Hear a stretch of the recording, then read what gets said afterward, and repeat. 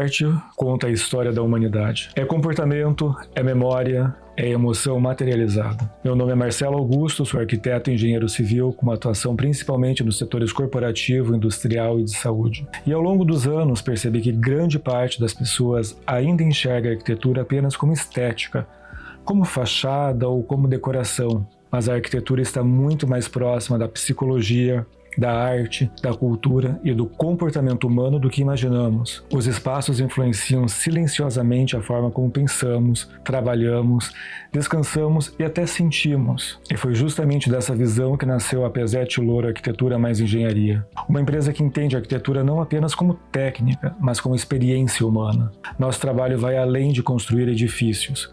Nós pensamos em fluxos, percepção, bem-estar, performance, atmosfera e identidade, porque acreditamos que os espaços têm impacto direto na vida das pessoas. E talvez seja essa uma das responsabilidades mais profundas da arquitetura. E foi exatamente por isso que criamos esta série, para falar sobre a arquitetura de uma maneira diferente, não apenas como mercado ou tendência estética, mas como uma ferramenta capaz de revelar quem nós somos como sociedade. Aqui vamos explorar arquitetura, arte, cidades, comportamento, psicologia ambiental, design, cultura e a forma como os espaços moldam a experiência humana. Porque entender a arquitetura é também entender o ser humano. E para começar essa jornada, nós vamos entrar em uma trilogia documental sobre algo que está presente em praticamente todo o nosso redor, mas que raramente paramos para observar profundamente: a relação entre arte, cor e arquitetura. No primeiro episódio, vamos entender como a arte acompanha a história da humanidade, das cavernas pré-históricas até a contemporaneidade, e como cada civilização usou imagens para expressar poder, religião,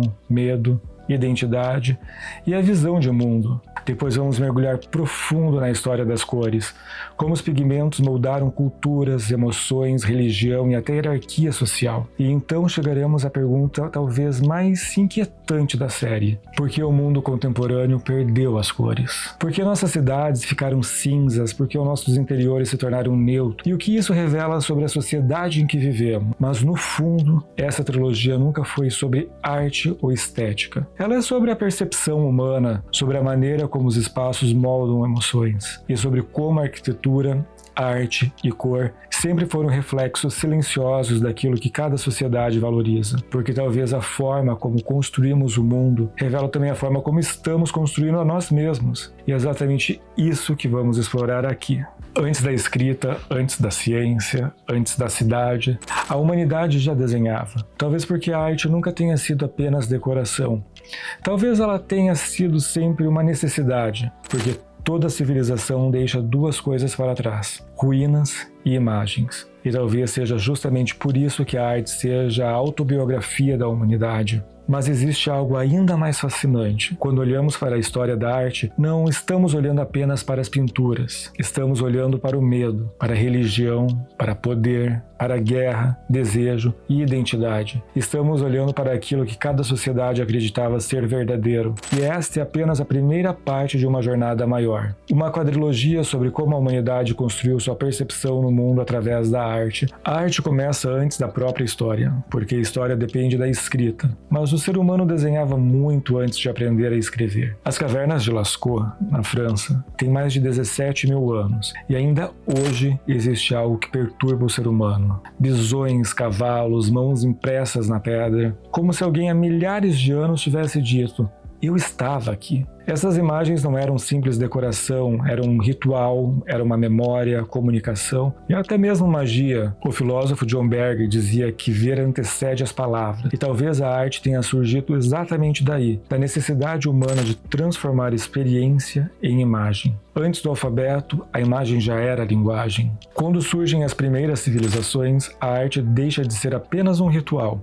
Ela se transforma em linguagem política, porque toda sociedade precisa construir narrativa sobre si mesma. E a arte talvez tenha sido a primeira grande tecnologia de poder da humanidade. Já no Egito, a imagem não servia apenas para representar o mundo, ela servia para estabilizá-lo. A arte egípcia precisava transmitir permanência, ordem e eternidade. Os faraós eram representados sem imperfeições, imóveis, simétricos, divinos. Não porque os egípcios desconheciam movimento ou emoção, mas porque o objetivo da imagem não era retratar indivíduo, e sim preservar uma cosmologia. No Egito, arte, religião e Estado eram praticamente inseparáveis. A imagem funcionava como instrumento metafísico. Representar algo era, de certa forma, garantir sua continuidade no mundo. Já na Grécia, algo muda profundamente. Os gregos deslocam o centro da representação, do divino para o humano. O corpo deixa de ser apenas símbolo religioso e passa a ser entendido como medida racional do universo. É o nascimento de uma ideia que moldaria toda a cultura ocidental, a noção que existe harmonia entre beleza, razão, proporção. E talvez nenhuma civilização tenha materializado isso de forma tão poderosa quanto a Grécia. A beleza passa a ser quase que matemática. Surge a proporção, o equilíbrio, a simetria. A arte deixa de representar apenas crenças e passa a representar uma visão filosófica do mundo. Roma, então, absorve toda essa herança,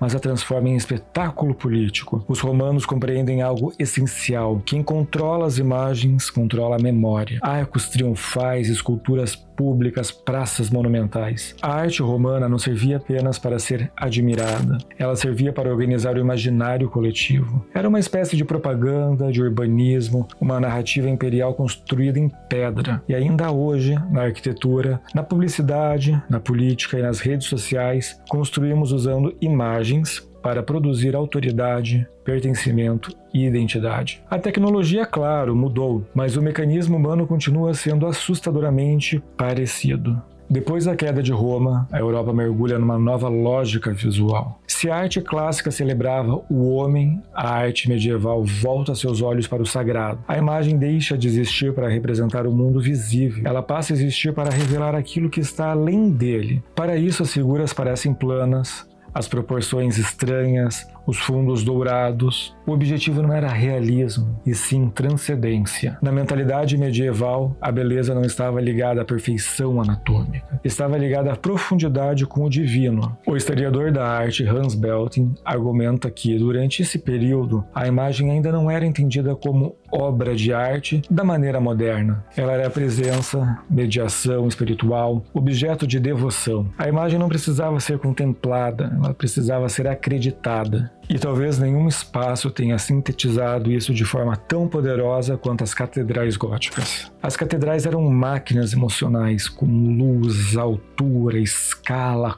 cor, som. Tudo era cuidadosamente projetado para provocar reverência. O filósofo francês Gaston Bachelard dizia que os espaços moldam nossos estados interiores. E séculos antes da psicologia ambiental, a igreja já compreendia intuitivamente o impacto emocional da arquitetura. O indivíduo medieval entrava na catedral e sentia o próprio corpo diminuir diante da ideia do infinito. A arte, nesse momento da história, não queria apenas ser vista, queria transformar espiritualmente quem a experimentava. O Renascimento muda tudo. A perspectiva linear cria profundidade, a anatomia volta e a ciência entra na arte. O homem deixa de olhar apenas para o céu e volta a olhar para si mesmo. Leonardo da Vinci representa o nascimento do pensamento moderno. A arte e ciência tornavam-se inseparáveis. Depois vem o barroco, dramático, teatral, emocional. Caravaggio transforma a luz em narrativa. Bernini transforma pedra em movimento. Mas então, a Revolução Industrial muda novamente a relação entre imagem e sociedade. A cidade acelera, a produção em massa surge, a fotografia nasce e a arte reage. Os impressionistas pintam a velocidade da vida moderna. Van Gogh, por exemplo, pinta emoção, já Picasso fragmenta a realidade. E o século XX transforma a arte numa pergunta: o que é arte? O que é imagem e o que é verdadeiro? Hoje vivemos cercados por imagens. Nunca produzimos tanta arte, tanta fotografia, nunca consumimos tanta estética. Mas existe um paradoxo estranho nisso tudo. Quanto mais imagens produzimos, menos tempo temos para realmente contemplá-las. O filósofo Byung-Chul Han descreve a contemporaneidade como uma era de excesso visual, hiperestimulação e saturação perceptiva, uma época em que tudo precisa chamar atenção imediatamente. E talvez justamente por isso seja cada vez mais difícil sentir alguma coisa profundamente. A imagem contemporânea deixou de existir apenas para ser observada. Ela compete, disputa atenção, precisa sobreviver por alguns segundos diante de milhares de estímulos. Guy Debord chamou isso de sociedade do espetáculo, o mundo em que a experiência é constantemente substituída pela representação da experiência. Nós não estamos apenas vivendo os lugares, nós os consumimos visualmente.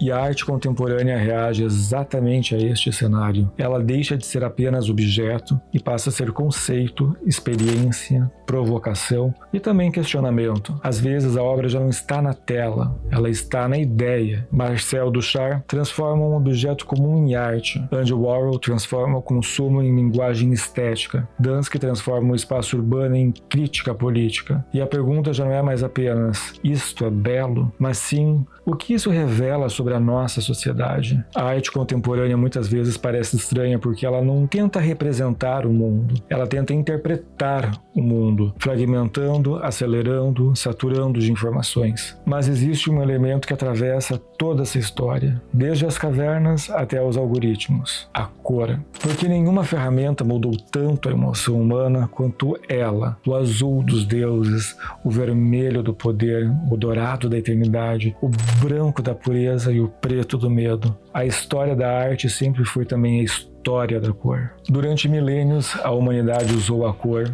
para contar histórias. As cores organizaram religiões, representaram poder, criaram memória, deram identidade às cidades. E hoje, parece que estamos apagando parte delas. E talvez a pergunta não seja mais onde foram parar as cores, mas sim o que está acontecendo com uma sociedade quando ela começa a eliminar identidade visual, contraste ou emoção do próprio espaço. Mas porque talvez o desaparecimento da cor não tenha relação apenas com a estética, mas ele revela algo muito mais profundo sobre o mundo contemporâneo. Nessa nossa necessidade de controle, na nossa observação por neutralidade, nosso medo do excesso, e é exatamente isso que vamos investigar no próximo episódio. Como o modernismo, a produção em massa, a tecnologia e cultura contemporânea transformaram o planeta numa paisagem cada vez mais monocromática. Por que o mundo perdeu as cores?